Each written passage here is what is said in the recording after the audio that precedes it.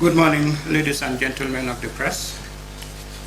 Before I begin, I was made to understand just about an hour ago that you were all asked to be here by 9:30, which wasn't what I understood. My instructions were for 10:30 for 11. So I do profusely apologize to you all for having kept here for so long before now. Nonetheless, I hope we can have the usual good engagement with each other. We have Commissioner Jufkul joining us from Dakar by Zoom, and we have our other commissioners present here, and others otherwise engaged. I am glad to see so many of you here today. We started together as one solid family, the CRC and the media, and so shall we end. It may look like we've all reached the end of the journey, but that journey has just taken off on another start. So let's not despair. The draft constitution that Gambians worked so hard on, expending invaluable time, energy, and resources, is not dead. It has merely hit a snag and is placed in cold storage, at least for now. So if anyone here today feels depressed, I say to you, lighten up, get up, and dust off. Have faith and continue the quest for constitutional reform in the Gambia. That is what Gambians have yearned for, and you must complete the journey with them. Yes, the history books will record that the draft constitution was the first of its kind, assigned to and prepared by an all-Gambian team of experts.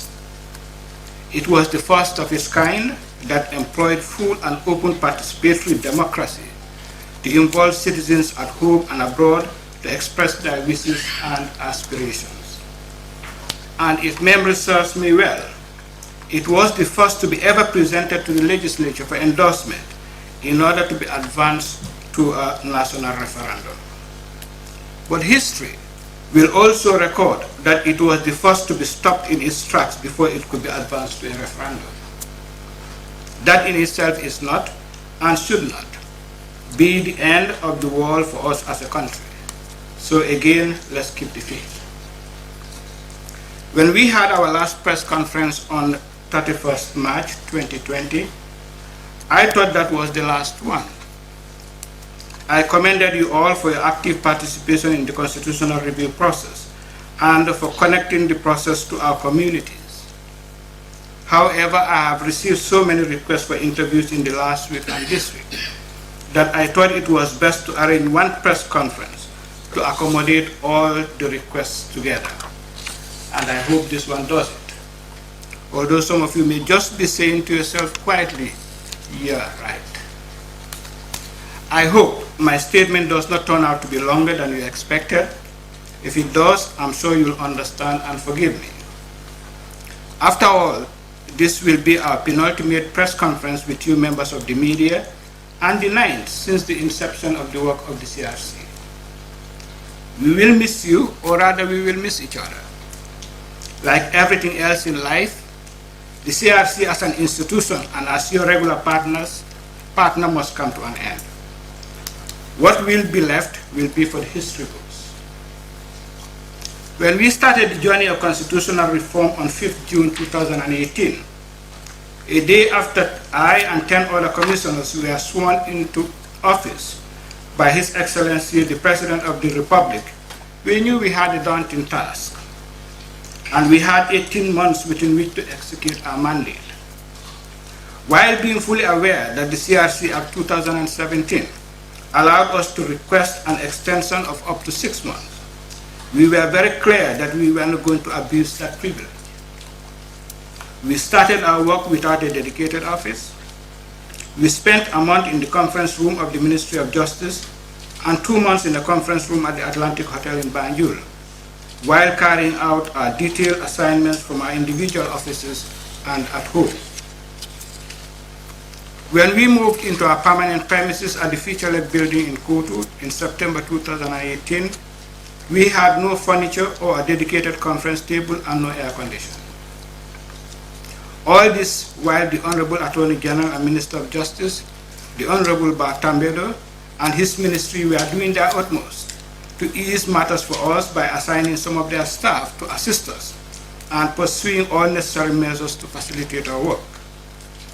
We dipped into our private pockets to buy water, tea and snacks, and also to buy cash power, so we could have some semblance of comfort to meet and discuss our assignment. By August 2018, we had completed developing all our key policy and strategy documents that were eventually to guide our work for reviewing the 1997 Constitution and writing a new one.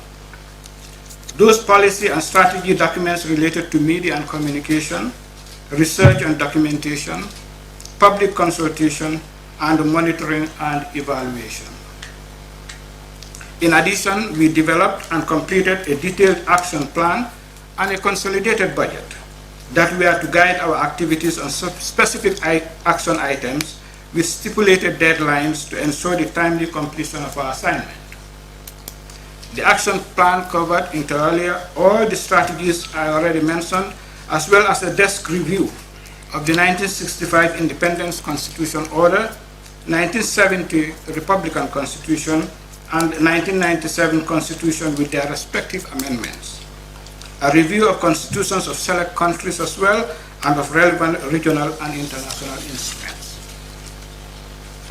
In July 2018, through the benevolence of the UNDP in partnership with the International Institute for Democracy and Electoral Assistance, the commissioners and the secretary were invited to a one-week orientation program at The Hague at no cost to the Gambia government. We had the opportunity of meeting with a broad range of international experts and discussing relevant aspects of constitutional development. They were impressed with our level of preparedness, especially with the policy and strategy documents we were developing, all of which were in draft form and being reviewed at that time. Again, by September 2018, we had developed and completed our issues document comprising 369 questions, inviting public opinions on each of the issues therein identified, and also a leaflet on frequently asked questions regarding the CRC. Later the same month, the UNDP came to the rescue and provided the CRC with necessary furniture, desks, chairs, and a conference table, desktop computers, printers, including 2 heavy-duty computer printers, stationery, and filing cabinets. The Secretary of the CRC Secretariat, working with the Ministry of Justice, had already arranged for and installed necessary air conditioning from the $2 million budget allocation to the CRC. In October 2018, we recruited our first cohort of employees, which continued into November and December to have a full staff complement. By this time, we were already into our 7th month in operation. The CRC issues document was published and rolled out in early October 2018 in preparation for the direct face-to-face public consultations. This was followed by a pre-consultation visit by commissioners in partnership with the National Council for Civic Education countrywide to meet with and seek the support and partnership of the regional governors, mayors of Banjul, mayor of the Kanji municipality, traditional chiefs, and regional women and youth representatives. They all became instant partners as they each saw the constitutional review process as a necessary national endeavor that all should be proud to be a part of. Their active leadership and participation paved the way for very successful internal public consultation that commenced in November 2018 and ended in January 2019. In April 2019, we commenced our external consultations with diaspora Gambians, covering select countries in Africa, the Middle East, Europe, and 6 states in the United States of America. Attendance and participation at all the public consultations were brisk, and the enthusiasm shown for the development of a new constitution, and above all, being part of the history of developing that constitution, was beyond description. Gambians traveled from state to state, and some even traveled all the way from Canada. to attend and participate in the public consultation. This was nation building at its best. The external consultations concluded in July of 2019, and we immediately commenced the process of reviewing the research papers and data collected and analyzed by our teams of researchers and statisticians under the able leadership of the head of programs. We also reviewed the reports prepared and submitted by our technical committees on land, environment, and natural resources, media, public education and communication, public finance management, and constitutional law. Each of these technical committees, including the Technical Committee on Constitution Drafting and Report Writing, was made up of Gambians of excellent academic background and reputable experience in their respective fields. Their love for country is amply displayed in their reports. They kept to their terms of reference and delivered. After lengthy and sometimes very late meetings into the early hours of the morning, the CRC completed its proposed draft constitution. This was published on 15th November 2019 for public consultation and feedback. Shortly thereafter, we embarked on the second round of public consultation to inform the general public of the provisions contained in the proposed draft constitution and to seek their views as to whether those provisions were in line with their wishes and aspirations expressed during the first round of public consultations. In the very few areas where we had departed from their expressed opinions, we advanced our reasons for so doing. The overwhelming response countrywide was one of great satisfaction. In fact, many said to us, what is in the proposed draft constitution is what we said to you. Do not change anything. We also received numerous written representation. All opinions conversed with us were properly and thoroughly considered. While we did not hold face-to-face meetings with individuals and institutions following the second round of public consultations, we found it necessary to do so with the Gambia Christian Council and the Gambia Supreme Islamic Council, each at their request. The debate of whether or not to incorporate the word secular in the draft constitution was raging and quite acrimonious. It was necessary to calm the tensions and get the two groups to talk to each other in that regard. We then met with the three branches of government, beginning with the National Assembly, represented by their Select Committee responsible for constitutional affairs. This was followed by a meeting on the same day with the judiciary, and at a later date, another meeting with the executive. We listened, exchanged views on their specific areas of concern, and took down notes to deliberate further on. This was all carried out within the spirit of constitutional negotiation. We considered it reasonable to accommodate some views, but did not feel so in all cases, especially as against the overall wishes and aspirations of the Gambian people. We were mindful to ensure an appropriate separation of powers between the three branches of government, as mandated under the CRC Act of 2017. In that vein, we were able to create new provisions in the draft constitution that were reassuring in nature to ensure a decent relationship between the three branches of government, especially as between the executive and the legislature. Our initial plan for a formal submission date of the draft constitution in January 2020 did not materialize, as there were many requests for an extension to our deadline. As a consequence, we agreed to extend the deadline for the receipt of formal submissions to the proposed draft constitution to the end of December 2019.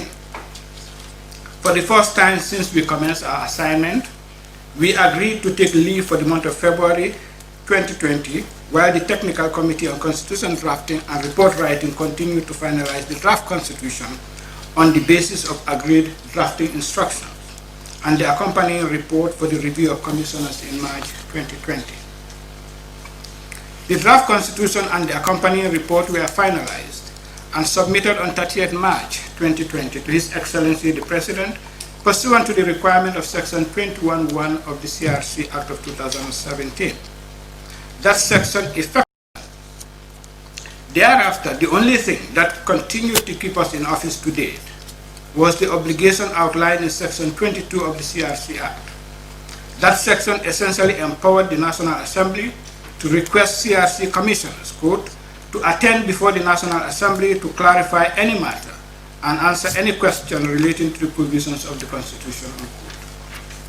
In the end, as you all would be aware, we are not requested to attend to clarify any matter or answer any question. Accordingly, in accordance with Section 22(1) of the CRC Act, the Constitutional Review Commission will stand dissolved on 22nd October 2020, which is 1 month after the date on which the bill introducing the draft Constitution failed the required threshold for enactment. On that day, the CRC Secretariat and all staff and other persons employed by the Commission shall cease to function. However, the Secretary may stay in office with the approval of the Minister of Justice for the sole purpose of preparing the Commission's statement of accounts to submit to the Auditor General in accordance with Section 20 of the CRC Act. This is pursuant to Section 22(4) of the Act, actually. The Secretary may need to be assisted in this endeavor by a few staff in finance and human resources. As commissioners, we were given a specific mandate to review the 1997 Constitution and write a new one, and prepare a report in respect of the new Constitution. We discharged that mandate in a professional and non-partisan manner, bearing in mind particularly that the development of a new Constitution for any country has the sole purpose of determining and crafting in appropriate language what is in the best interest of the country in the present and in the future. Admittedly, that process is not as simple as it may appear. It is fraught with problems. In a perfect system, everybody's wish and aspiration would be taken care of. But we do not live in a perfect system and never will. The development of a national constitution, amongst many things, requires identification and placement of priorities. It requires sacrificing, in some cases, one's wishes and aspirations for the greater good, while at the same time gaining some. It requires learning lessons from the past in order to chart a bright and productive future. The ultimate goal is, to quote the Reverend Martin Luther King, to get to the promised land. And the hope is to get there together. At the CRC, we were quite pleased that both the Executive and the National Assembly charted a path for our work through the enactment of the CRC Act of 2017. That Act outlines specific terms of reference for us as commissioners. The Act specified that in carrying out our mandate, we must seek public opinion and embody in the draft Constitution such proposals as we considered appropriate. We were fully aware that being vested with such broad discretionary power also meant exercising the power judiciously and without any abuse whatsoever. The rules of natural justice demand appropriate judicious exercise of discretion. Furthermore, the Act required us to have regard to our national values and ethos as a country. In addition, we were required to safeguard and promote the existence of the Gambia as a sovereign, independent state, the Gambia's republican system of governance, including its democratic values and respect for the rule of law and fundamental human rights and freedoms, national unity, cohesion, and peace, separation of powers, the importance of ensuring periodic democratic elections based on universal adult suffrage, including the introduction of term limit for the office of president, the continued existence of the Gambia as a secular state, in which all faiths are treated fairly and encouraged to foster national cohesion and unity. In carrying out these terms of reference, what we at the CRC consistently refer to as our guiding principles, we were instructed to afford the people of the Gambia, both within and outside the country, to the extent practicable, the opportunity to freely express their opinions and make suggestions on matters they feel should be considered in the Constitution. The Act then vested us with the power to, where we consider it necessary, invite persons, including professional, civic, political, and other organizations, to appear before the Commission to make such presentations as those representatives consider relevant, or make presentations on topics the Commission may specify.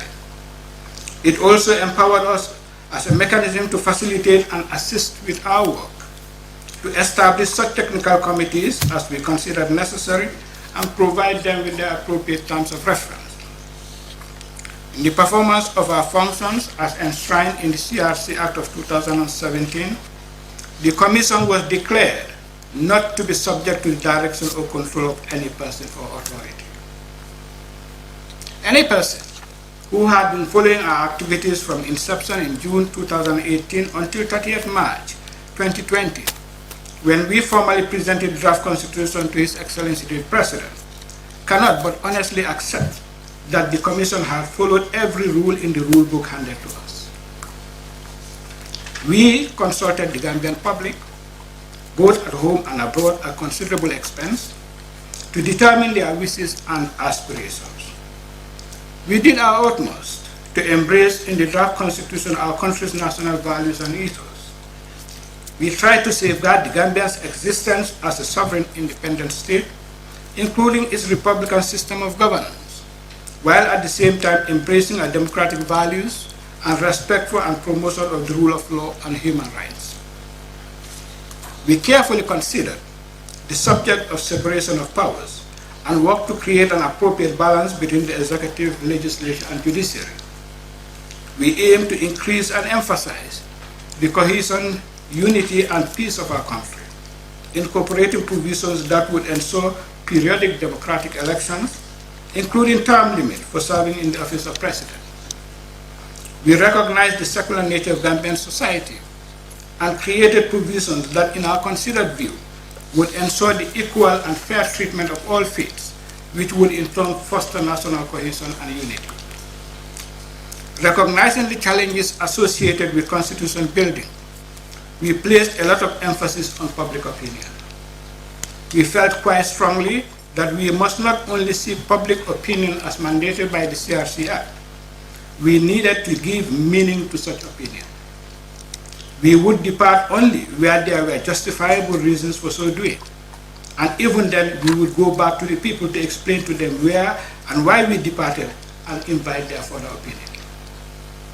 It was in that context, during the second round of public consultations in November and December of 2019, we explained the provisions of the draft constitution to our people and the reasons for them, including the reasons for departing in a few areas.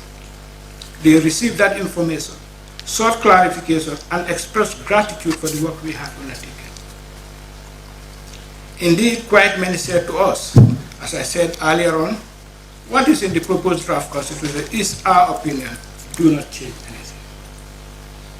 Since, however, we were consulting and seeking further opinion, we had to listen to other views that eventually enabled us to finalize the draft constitution in the form in which it was presented to His Excellency the President.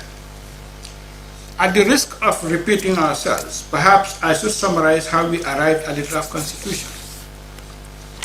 The CRC employed different methods in consulting with the general public and gauging their opinions on the 369 issues raised by the CRC in its issues document, including additional issues that were independently raised by members of the public. Apart from holding open public face-to-face meetings locally and externally, the CRC also engaged the public through focus group discussions, online and household surveys or questionnaires, one-on-one meetings with various stakeholders and individuals, written responses to the issues document, and attendance of workshops organized by different pressure groups to receive opinions on specific matters of interest and encourage greater public participation. The CRC also considered written opinions, both in the print and broadcast media, including debates on social media. In sum, the public consultation process, as required under the Act, was open and transparent,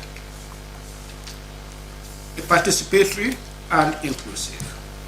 Every single opinion that was canvassed with the CRC was properly considered with an open mind and within the bounds of constitutionalism, eschewing the personal views of individual commissioners, irrespective of what constitutional theorists and reform pessimists might otherwise have the Gambian public believe. In order to properly place opinions that were canvassed, the CRC engaged a team of statisticians under the head of programs to ensure the quantitative and qualitative tabulation of the opinions to gauge the weight of each specific issue. The results obtained from each method employed in the public consultation process were then consolidated and averaged to determine the weight attributed to individual issues.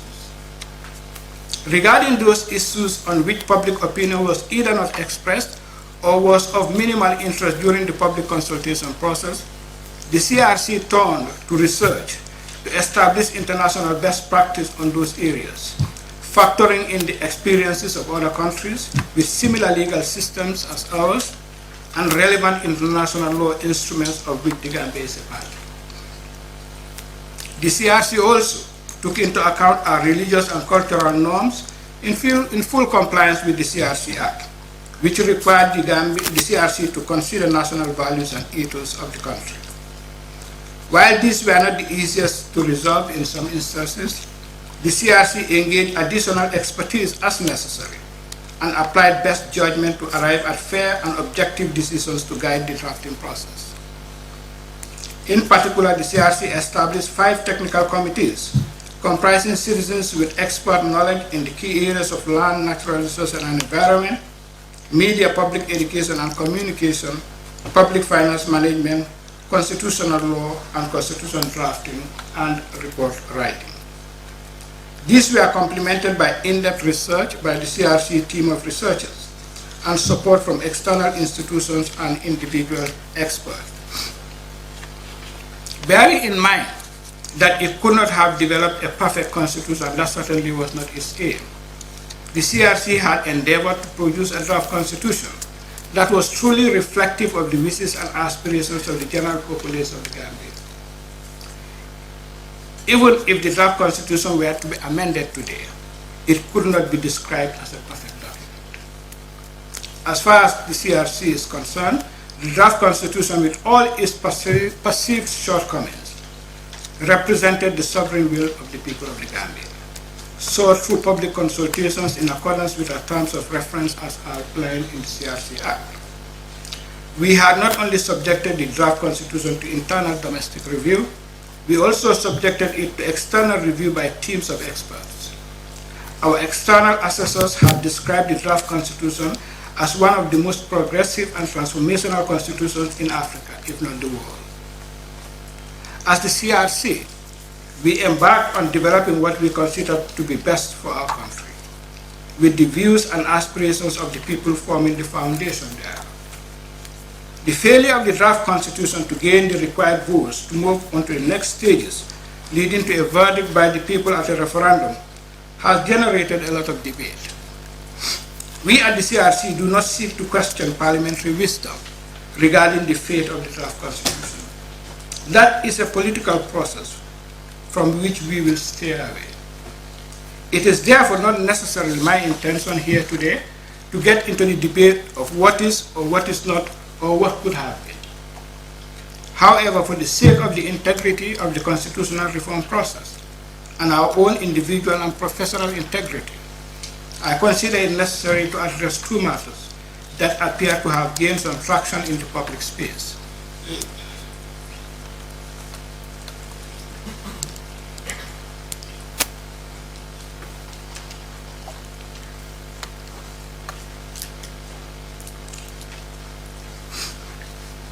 It is unfortunate that a tiny minority of critics have leveled the claim that the draft constitution was plagiarized.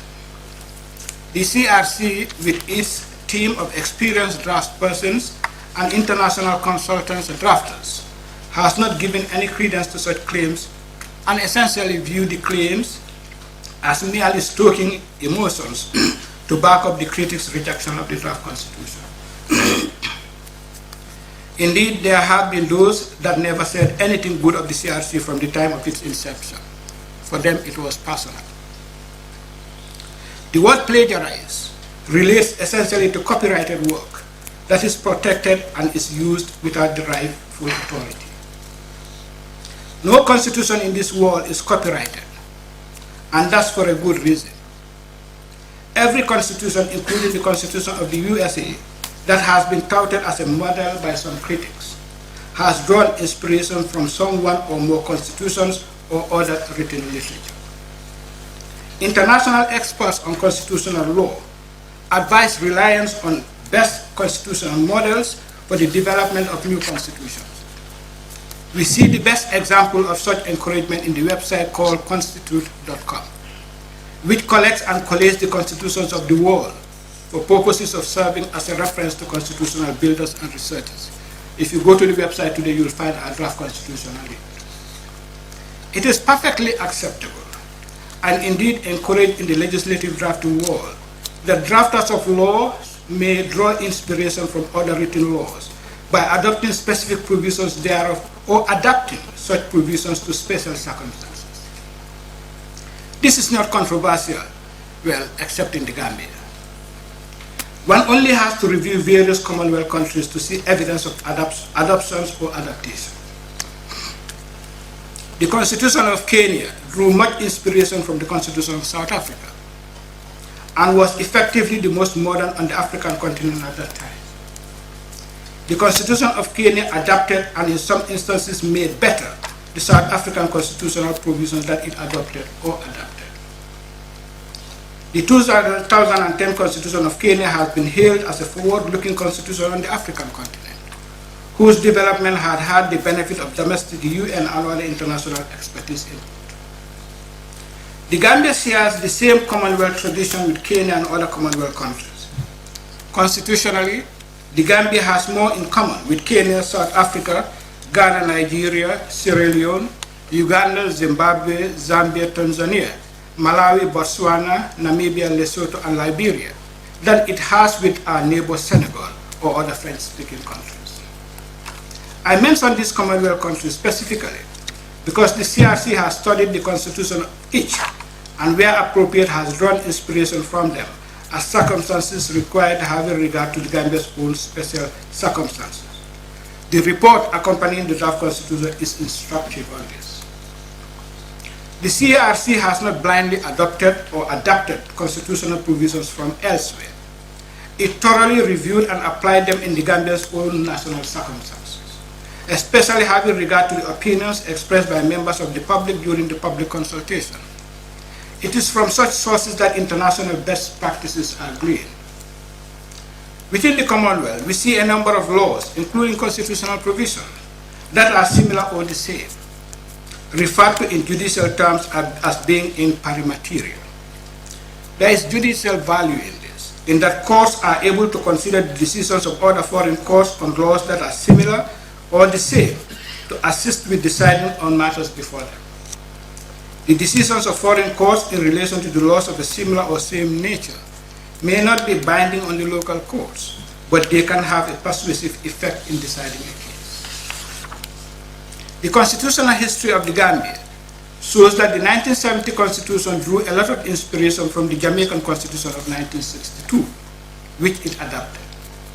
The 11 chapters of the 1970 Constitution are essentially the same as those of the 10 chapters of the Jamaican Constitution. Similarly, Chapter 3 of the 1970 Constitution was adapted from Chapter 3 of the Jamaican Constitution. The minor differences are in the areas of protection of persons detained during a period of public emergency, which the Jamaican Constitution did not have. Similarly, the Jamaican Constitution had no provision on prohibition of slavery and forced labor, which the 1970 Constitution adapted from the European Convention on Human Rights. In a similar vein, the 1997 Constitution of the Republic of the Gambia that governs us now drew enormous inspiration from the Constitution of Ghana. That is constitution building. Trying to denigrate the toil and hard work of the CRC on this issue has been most unfortunate. In a similar fashion, let me briefly take you through statute law. If you look at the Civil Marriage Ordinance 1910 of Sierra Leone, this was adopted by the Gambia through the Civil Marriage Act of 1938 and by Kenya through its Marriage Act of 1962, which has since been revised in 2012. The majority of the provisions in this legislation are the same, with the Gambia adopting verbatim most of the provisions of the Civil Marriage Ordinance of Sierra Leone. Kenya's Evidence Act of 1963 was adopted by Nigeria in its Evidence Act of 1990, which has now been replaced by the Evidence Act of 2011. The Gambia's Evidence Act 1996 largely adopted Nigeria's Evidence Act of 1990. Sierra Leone's Illiteracy Protection Ordinance of 1898 was adopted by the Gambia in 1902 and subsequently by Ghana in its Illiteracy Protection Act of 1912 and Uganda in its Illiteracy Protection Act of 1918. The Gambian Nationality and Citizenship Act of 1965 was partly adopted by Sierra Leone in its Citizenship Act of 1973, which in turn drew inspiration from similar legislation in Nigeria. The latter adapted its laws on the subjects from similar laws from Queensland, Australia. In fact, a lot of the laws debated and enacted by the National Assembly invariably draw inspiration from the laws of other countries, from regional and international instruments, and from other literature. We see a lot of harmonization of laws in the European Union, Caribbean Community, and Eastern Caribbean states. Countries are moving closer to each other and learning from each other. Let's not be left behind in that journey for the sake of sensationalism. On a final point on this, the CRC had the benefit of two prominent African experts, in Professor Dr. Albert Fiajo from Ghana and retired Chief Justice Willie Mutunga of Kenya. The former was the chairman of the last Ghana Constitutional Review Commission and the latter a member of Kenya's Constitutional Review Commission. Both were integrally involved during the CRC's constitutional development process and were regularly consulted as necessary. They both advised adopting and adapting, where necessary, best constitutional provisions around the world that have come to represent best international practice. That was what they did in their own countries, and nobody accused them of plagiarizing. In essence, they viewed the criticism as a non-issue, and so do we, but we thought we needed to clarify that for our own professional integrity. The second matter relates to whether or not the draft constitution permits gay marriages. I thought we had thrashed this out properly during the public consultations and laid it to rest. But there seems to be new sermons on the subject. When we published the draft constitution, the proposed draft constitution in November 2019, we replicated in that draft the current section 27 of the 1997 constitution. That created an uproar with claims that the draft permitted gay marriage because subsection 2 of that section indicates that marriage shall be based on the free and full consent of the intended parties without specifying who those parties were. From a legal standpoint, we did not think so, as the provisions of the section should be read conjunctively and not disjunctively. But we nonetheless sought to clarify the provision better, hence the current section 54 in the draft constitution. There were no issues with that provision during the second round of public consultation. Frankly, I cannot analyze the subject better than how the Foroyaa newspaper did in their editorial of 28 September 2020. The truth and fact is that section 54 of the draft constitution cannot by any stretch of legal interpretation be interpreted as permitting gay marriage. The irony, though, is that with the draft constitution now halted on its track, we are stuck with section 27 of the 1997 constitution. I don't think I need to say anything further than that. The draft constitution has a lot of transformative provisions specific to the Gambian circumstances, and I'll just cite a few examples. It ensures a fair balance in the respect and treatment of all faiths, as provided in chapters 1, 3, 8, and 9. It introduces national holidays. It provides for national values and governance to be adhered to. It removes the age-old distinction between citizens by birth and descent, and recognizes every child born of a Gambian parent as a citizen by birth. It creates a whole chapter on leadership and integrity, one of the key demands of our people during the public consultation phases of the constitutional review process. It expands on the fundamental rights and freedoms by creating provision on social and economic rights. It ensures gender balance and fair representation of persons belonging to marginalized groups, namely the youth, women, and persons with disability. It provides a specific quota representation for women and persons with disability and makes it mandatory for no less than 10% of candidates for National Assembly elections fielded by each political party to comprise youths. It establishes a system of continuous voter registration to ensure that no citizen is disenfranchised. Right now, the way the system works, if you are here during the period of registration, you get registered. Otherwise, you don't get registered at all. In line with the mandate under the CRC Act, it provides a term limit for occupying the office of President. It provides procedures for the recall of elected members of the National Assembly as part of the Gambia's developing democratic process. It creates a National Assembly Service Commission to truly reflect the principle of separation of powers. It identifies clear principles of justice and properly delineates the independence of the judiciary. It creates expansive provisions on local government with better defined rules for local government vis-à-vis central government. It creates an expanded chapter on land to include natural resources and the environment, and recognizes the land tenure system in the Gambia and how this may be appropriately protected for future generations.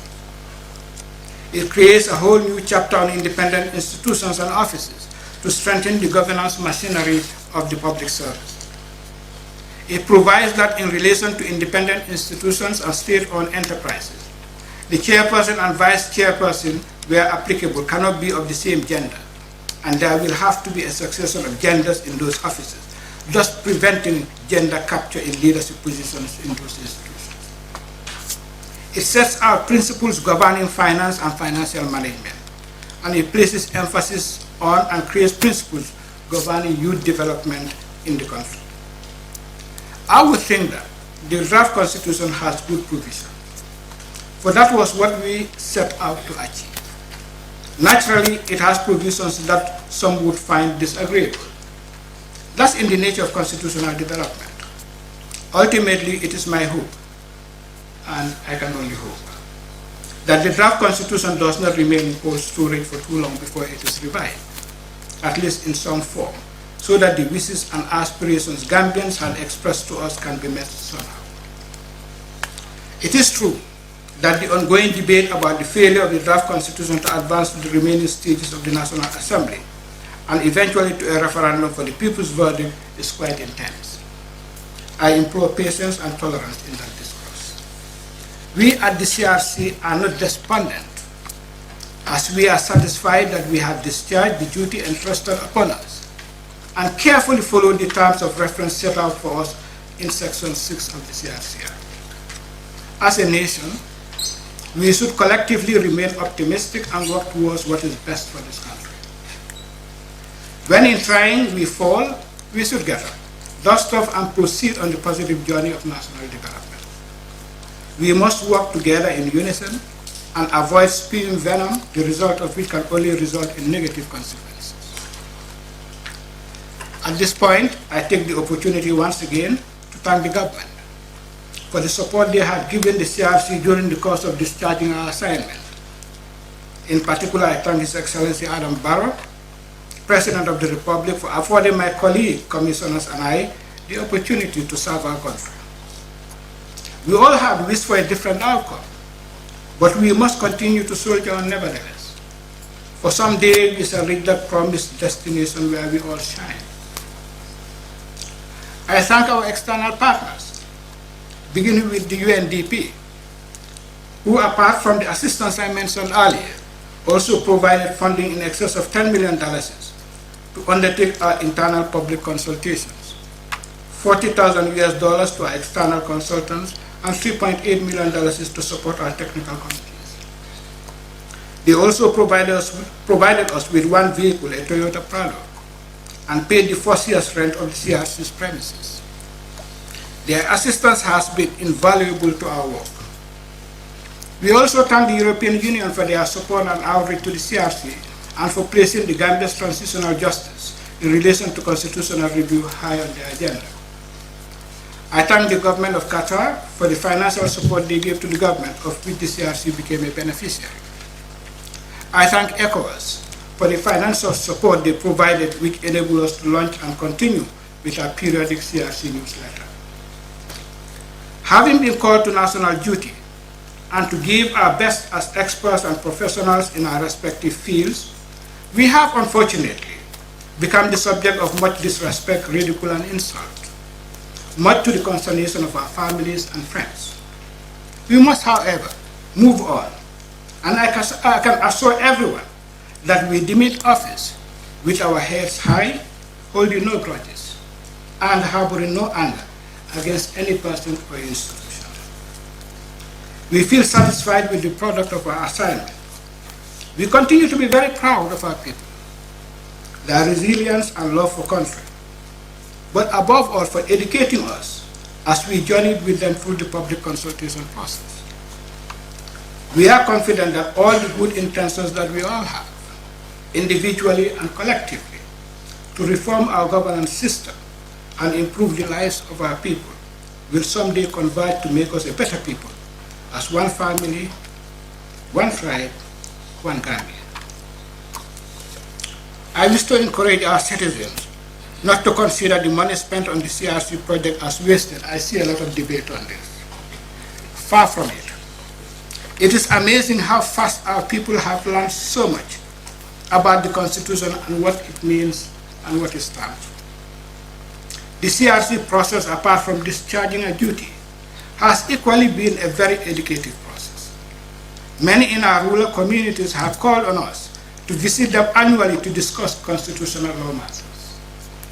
We pass that call to where it properly belongs, the National Council for Civic Education, one of our many partners in constitutional development.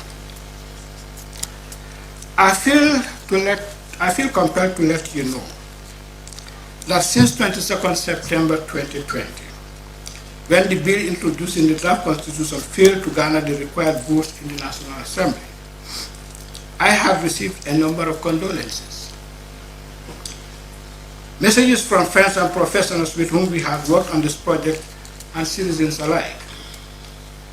At first, I felt confused, wondering who actually died. When might the funeral be held and where? Or has the funeral taken place already? Then it dawned on me quickly that it was the draft constitution, which we all thought had the life that they were referring to. I wondered how I should respond. Tell them Sigil Sawala or something else. In the end, I said to myself, we are all bereaved, and therefore, not to make matters worse, I simply sent a thank you note to reassure them that constitutional reform is always alive, and so shall it be long after we depart this world. In conclusion, I wish to mention that during the period of our service as commissioners, we have tried our utmost through our oversight committee made up of select commissioners to lend maximum support to the Secretary and our Secretariat to ensure frugality and proper management of the financial resources entrusted to us and to carry out our assignment. By the time we cease to hold office on 22nd October 2020, we would be in a position to return to the government at least $10 million of the subvention we had been receiving. I thank the Secretary, Head of HR and Admin, and Head of Finance, and the respective staff under them for their diligence and stewardship. Let us try and always support each other as a people. If and when we have differences, let us agree to disagree, while at the same time maintaining harmonious relationships. We are too small a country not to love each other and be honest with each other. For our part, the CRC commissioners and our secretary and staff, we love each and every one of you. I now thank you and pray that the Almighty God shines over our country all the time. I thank you very much. Good for this section.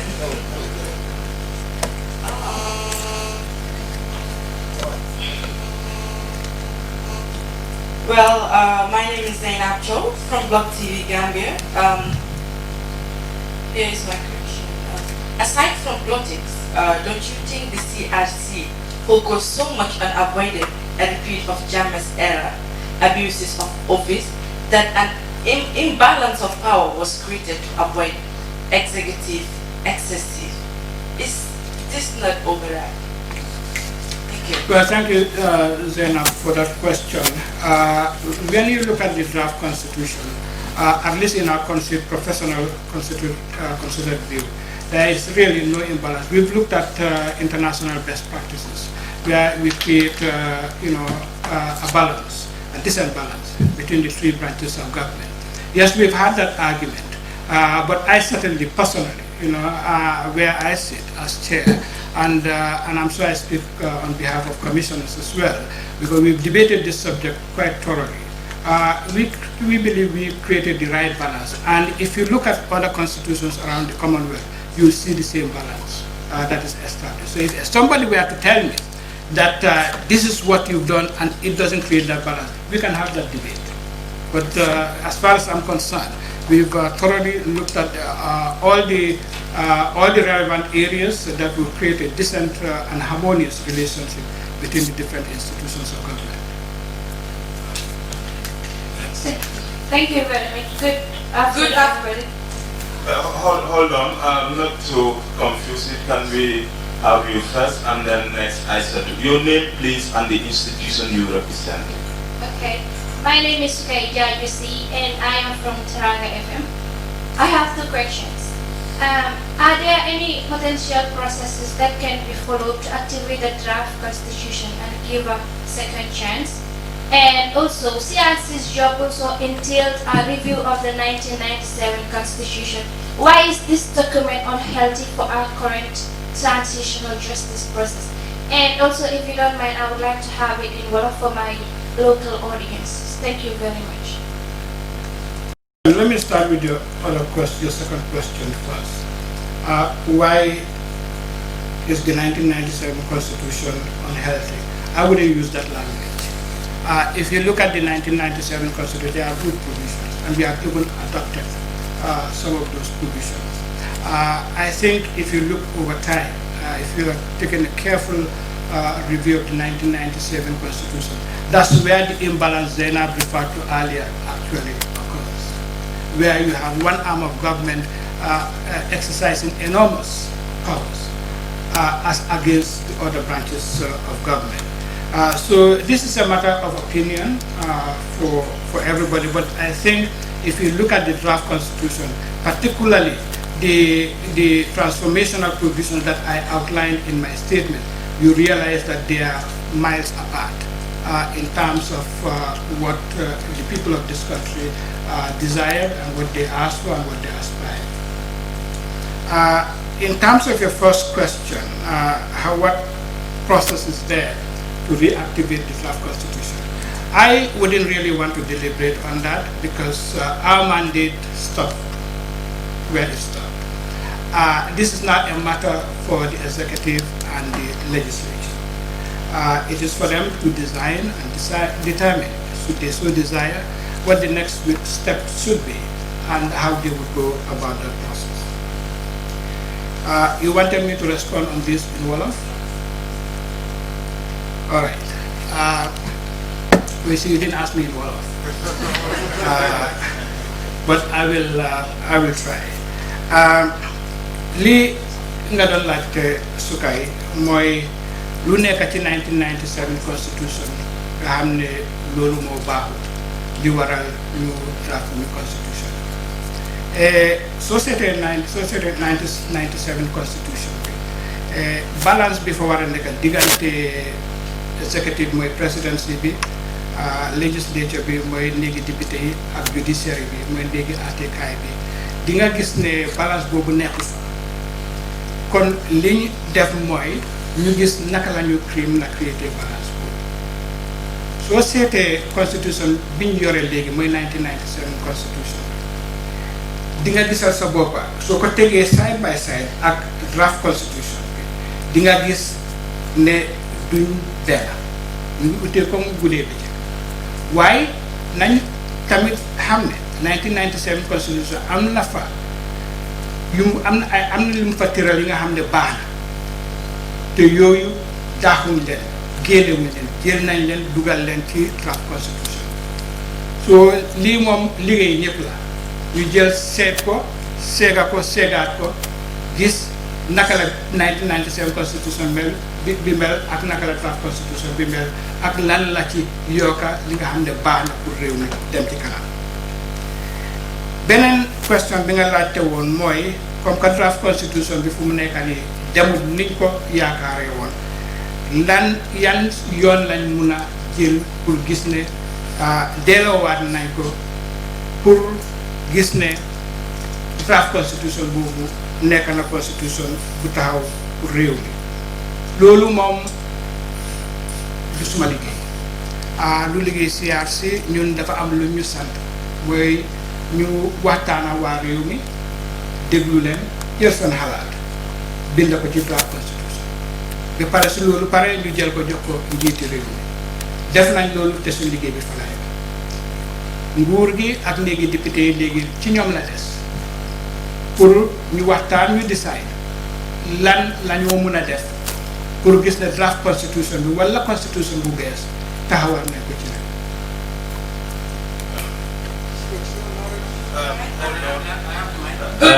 Hold on. Africa TV.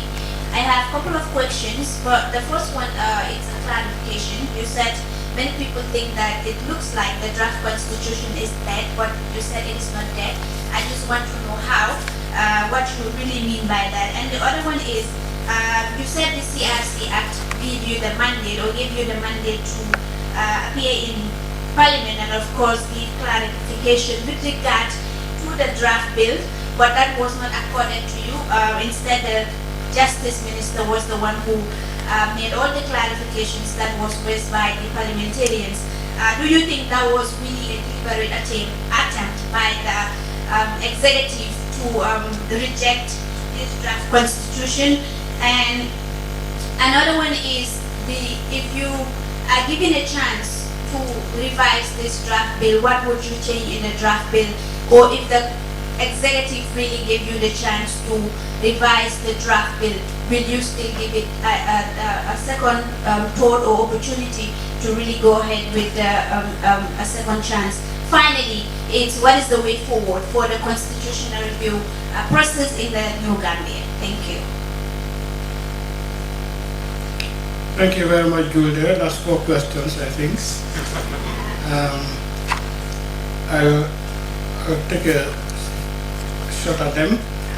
Yes, I did say that the draft constitution is not there. That is me saying that on behalf of my commissioner, because I feel and we feel very strongly that enormous resources and enormous talent has gone into the draft constitution. Like the draft constitution, hate it. The fact of the matter remains, it has very good provisions.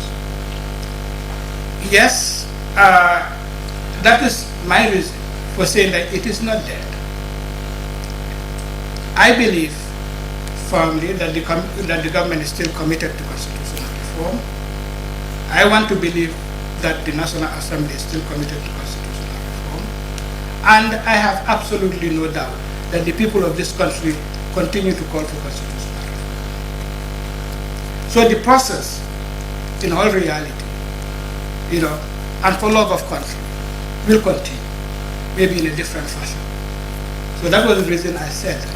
And whatever constitution comes up eventually and meets our hope, it may not reflect the same provisions, but obviously it will replicate, in my view, some existing provisions. On your second question, whether the stance taken by the Honorable Attorney General in the National Assembly was a deliberate attempt on the part of the executive, I will not speculate. I will definitely not speculate.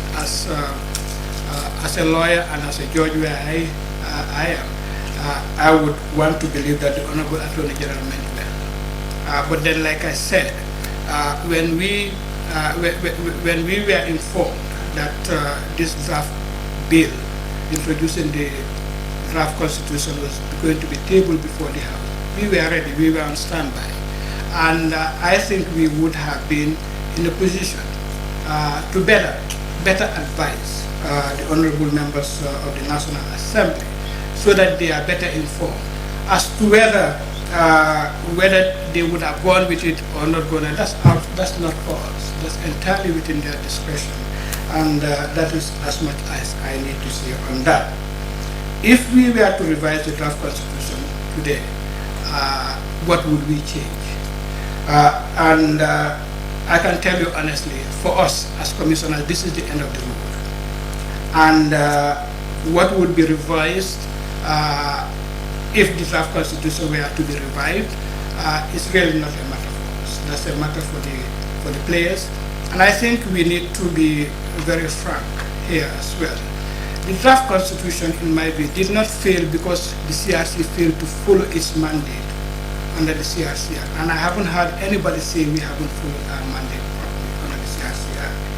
I think ultimately, and this is factual, I'm speaking from conscience and professionalism here, it failed on the altar of political convenience, and that's natural. The draft constitution is a political and legal document.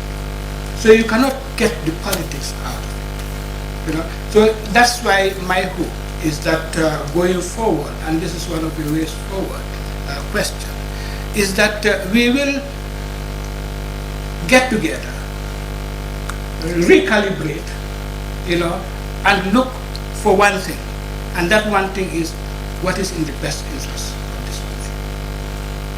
And in considering that, we must take into account the views and the wishes and aspirations of the people of this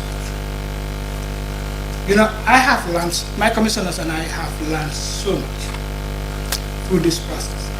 Sometimes we sit here, all educated, having been privileged, gone to school, some to university, and holding good jobs. We think that our rural people don't have intelligence. We've learned firsthand that common sense is real sense. They know a lot more than we give them credit for. The one thing with our people, and I think we all will recognize this, they do not like to talk much. If they disagree with you, they would rather be quiet or maintain the masla syndrome. When we were out there, sitting with them in their banter bars, discussing constitutional law reform issues, we felt educated. They raised a lot of things that were not even in our issues document. They enlightened us. A typical example, if you take a look at the issues document, you won't find anything on agriculture. And agriculture is the bedrock of this country. They raised and they indicated why it needs to be addressed one form or the other. And there are many other examples I can give. But I think in terms of the way forward, we need to, we all as a country, need to come together. We need to put aside personal opinions, personal differences rather. We need to look at what is common and what is good for our people. And we, above all, must understand that constitutional development requires some sacrifice. Somebody has to sacrifice something for the rest of us to gain as a country. That's in the nature of constitutional building. You just have to take a look at how constitutions in other countries have been developed over time. For example, we've put provisions in the draft constitution about qualifications for certain offices. Maybe the current holders don't have those qualifications. We created transitional provisions. They continue to hold those offices until they demit. But whoever comes after must have those qualifications. We've put in the provisions, for example. We said the National Assembly elections and the presidential elections must be held on the same day. Because this is what the people say. They say they're tired of going to, voting just a couple of months after presidential elections. Now we have to decide how are we going to do that? Because the term of the president ends and then you have 3 more months before the term of the National Assembly ends. we said the National Assembly must sacrifice. So we cut their 3 months. But we saved it for their pension rights, to make sure that the mere fact that their term ended with that of the president would not in any way mean that that term is not counted as a full term. So we took some and then provided protection. I think that's only fair. So I think there needs to be that element of sacrifice. If we don't do that, we will never have any constitution. I can guarantee you.